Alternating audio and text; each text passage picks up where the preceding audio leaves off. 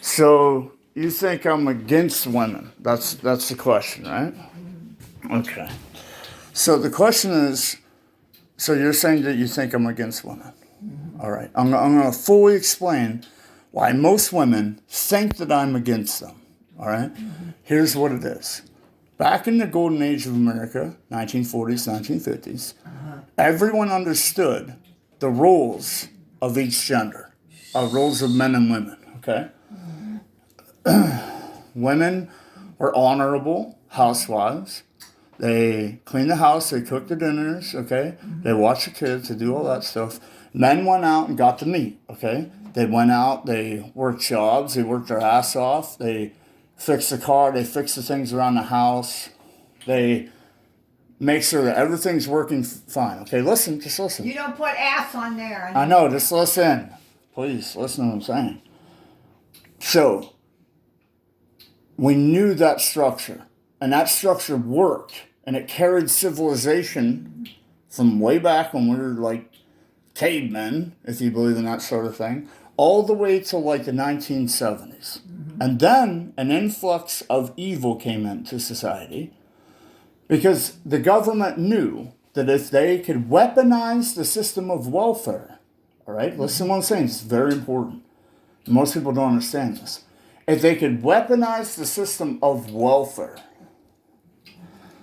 they could get it so that they could have more political power if they undo the God-ordained nuclear family by getting all the women with emotionalism. See, men go by logic and facts. Women go by emotions and moving by their feelings, okay? And they understood that if they can emotionally draw people into their kind of way by emotionalism, like Hollywood makes tearjerker movies, if they could do that and they got rid of the man, they would be able to have women take all the vote, and they would have women that would upraise the children to be more emotional instead of logical, so they would have a perpetual voting system to where they could show a black guy getting killed on the police, by the police.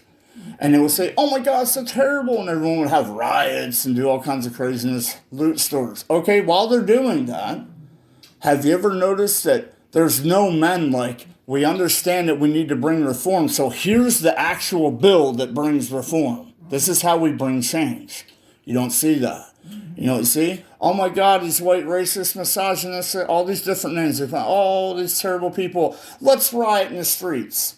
Tell me, does riots bring about real change? Does it bring about edicts, laws, and dictates that change the course of a nation's ruling? It doesn't. Riots don't do that. Men in positions of power do that. So here's the thing.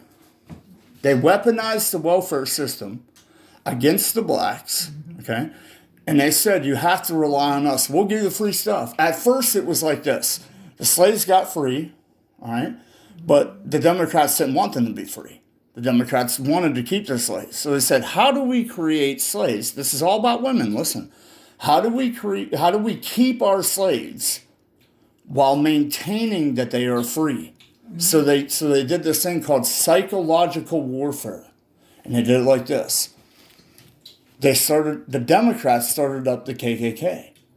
And they didn't want them to have higher education or monetary opportunities by higher education. So they wouldn't let the black people go into the school. Okay? So they said like this. We'll terrorize them with these KKK members so that we can continue to have the white vote and continue to propagate racism, okay? And cause racism. And keep the black people fearful and down. So then when they didn't have generational wealth because they came out of slavery, they kept that way for about 100 years. They became sharecroppers and, where they kept on their slave plantations, but they got paid so much money, okay, just to survive. And what happened was they didn't build up generational wealth because they didn't have higher education and opportunities within that. So they came up with these things called I forget what it's called, but if you go in and you're black, right, and you're going to get a job, you can't be discriminated against because you're black, all right? So, affirmative action. They came up with affirmative action. They came up with black people being able to vote. Listen, this is all for women. Listen. So they said, okay, we gave you your equal rights. You fought hard enough. You got them. But here, guys, you don't have generational wealth. So you know what we'll do? We'll give you welfare. We'll give you free housing, free food, and money to pay your bills. And all you got to do is make sure you vote for us, the Democrats, okay? And what they did was they did that as a system to help the poor. That was the original purpose. But then the Democrats weaponized it, which means they used it as a weapon against those who they were trying to help, so they could keep them enslaved. So the majority of low-income people were black because they didn't have an ancestry of building up wealth and it was for some white people who were Amish, people that didn't have a good shake in life with their ancestors to have generational wealth.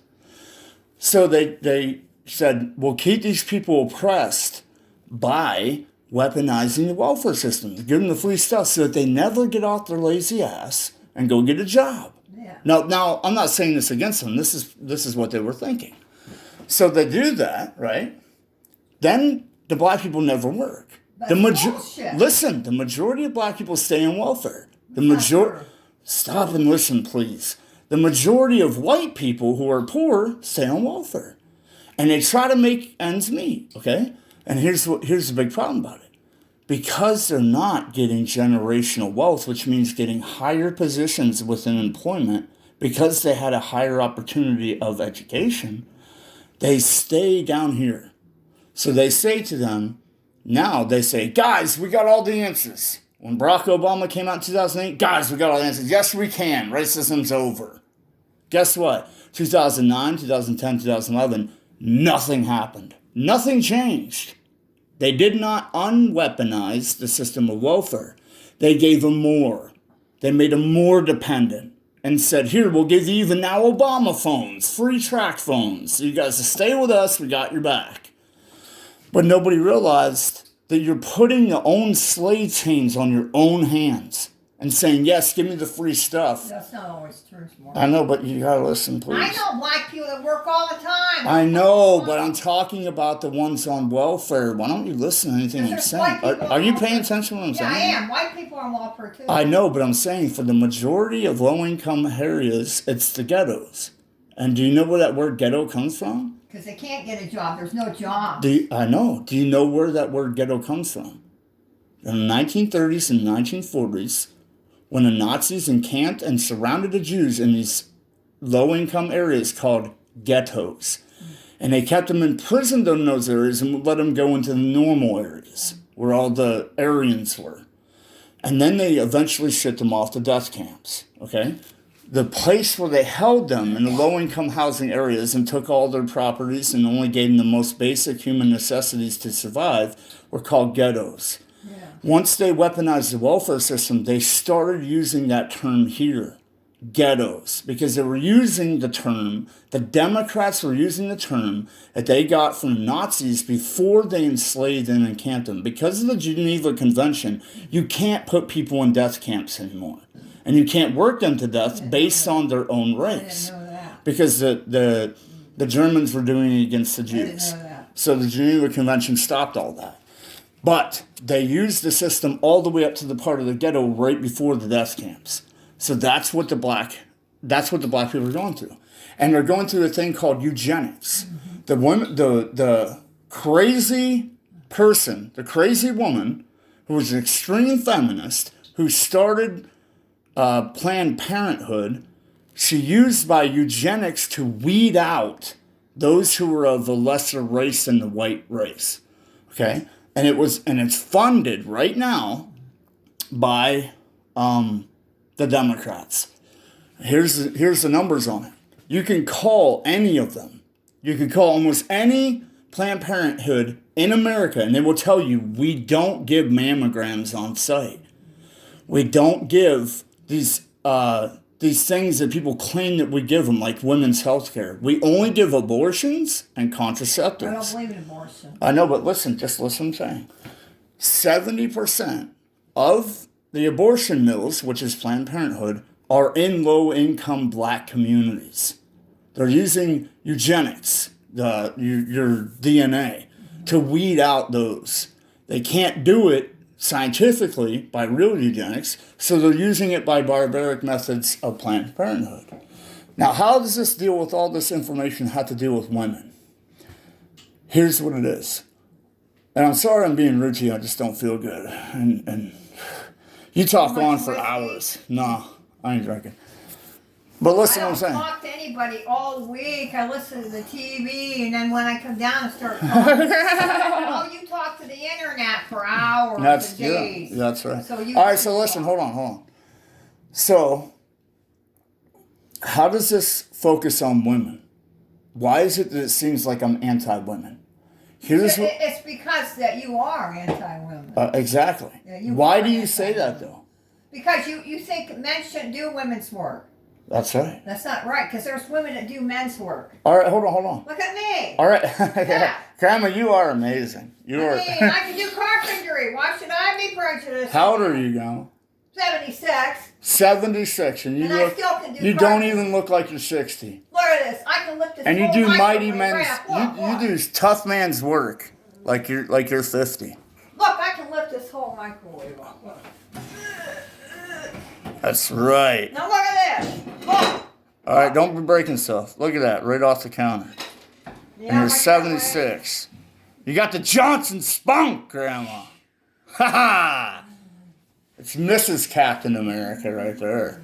All right, now listen. Now, very honest, there is age discrimination if you think about women. You start age discrimination. No one ages the same. That's right. They said I was 50 and I had a heart valve of 25. All right, listen, I need to ask you a question, okay? We need to boil this down.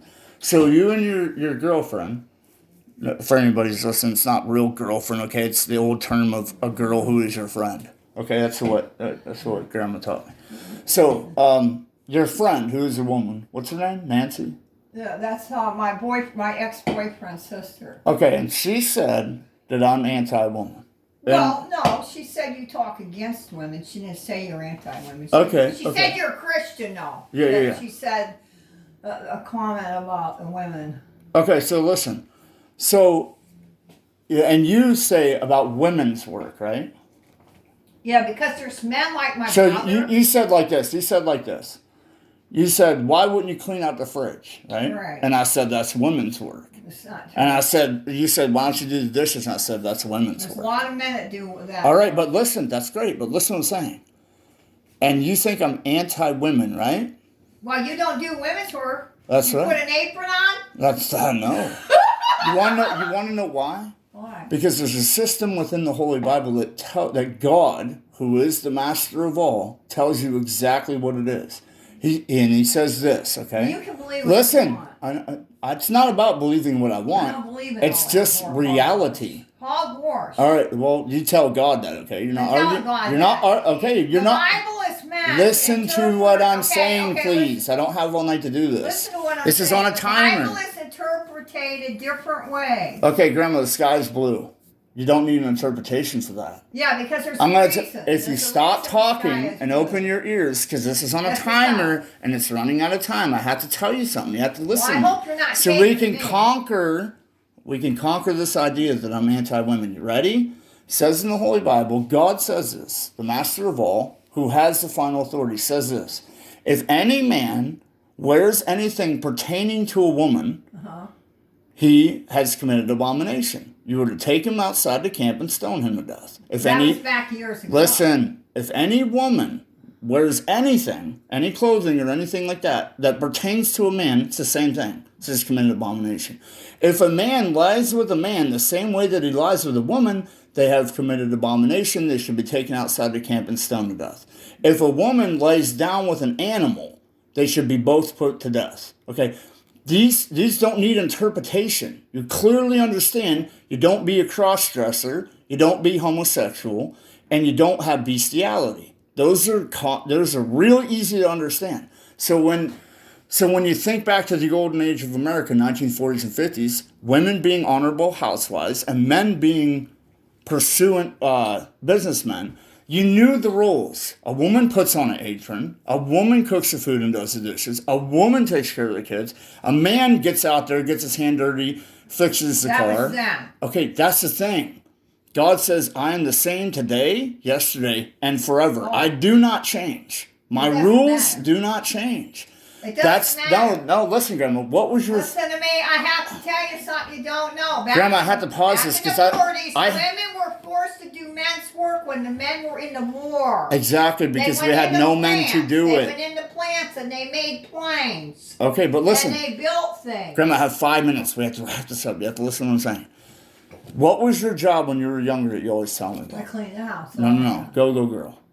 Yes, I was. I had to be. That was the prelude. That was the pre-job before actual for stripping. I never stripped. I know, but that was like the old-fashioned kind of stripping. It was like you were a go-go girl, right? That's it. Okay. Didn't take your top off. It was like a bathing suit. Okay, yeah, but that was like old time of stripping, right?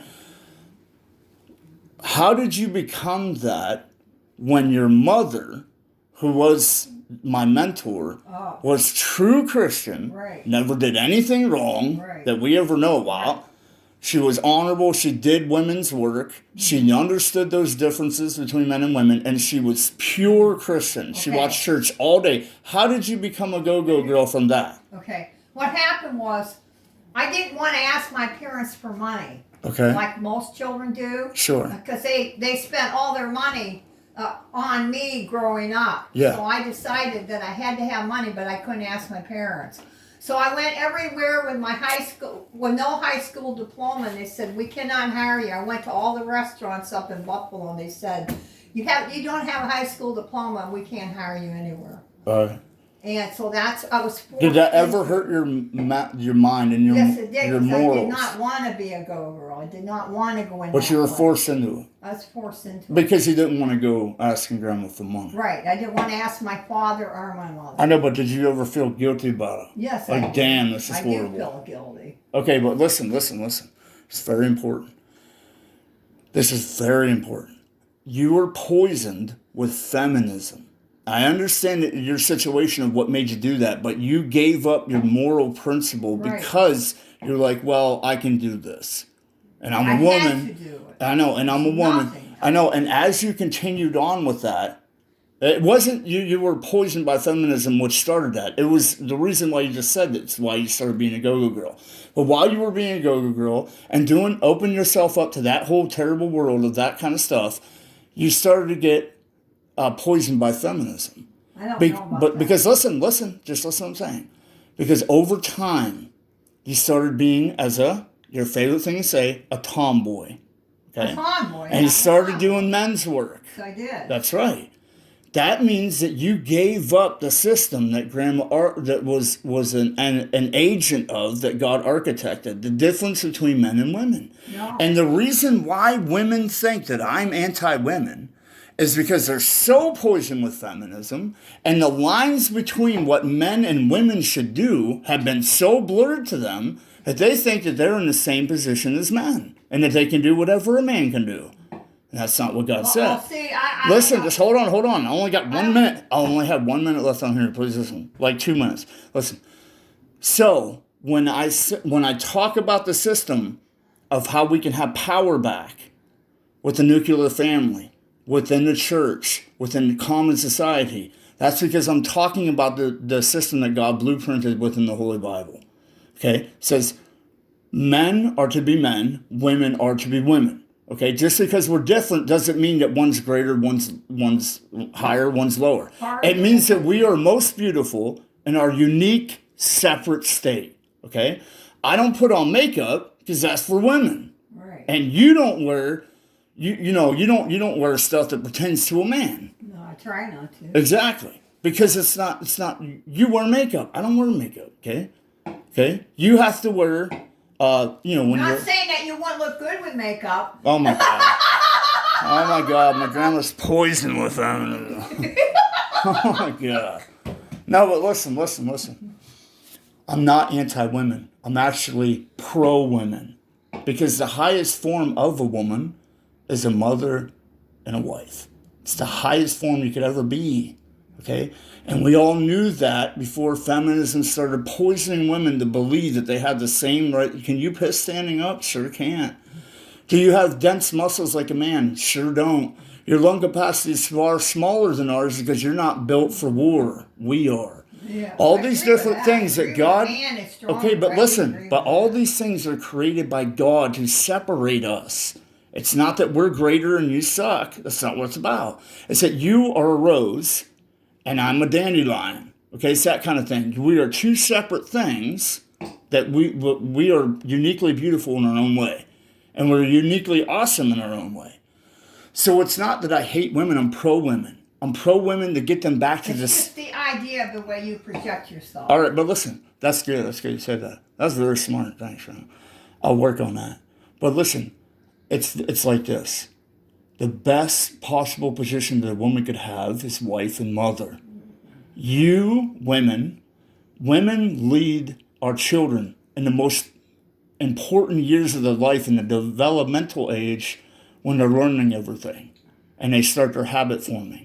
Those are the first 5 years, I'm saying, somewhere around there. And women are most with their children that way. You guys have more power and influence than men do. We don't get the children until they're already developed and when we try to learn them skills, okay? And morality. I'm not anti-women, I'm pro-women. Because I want women to go back to the most powerful and unique and beautiful way that they were, that God created within the blueprint of the architect of the human family. And that's what it is. It might sound like I'm anti-women because women are so poisoned with feminism to believe that they're the same as a man. But why would you want to be as a man when you're a beautiful woman? Because and it's just terrible. I've always been a tomboy. All right, and that's what I'm saying. I mean, I always liked men's work. And we can go back to the beautiful thing that works. So I'm not anti-women, I'm pro-women. Okay, my dad.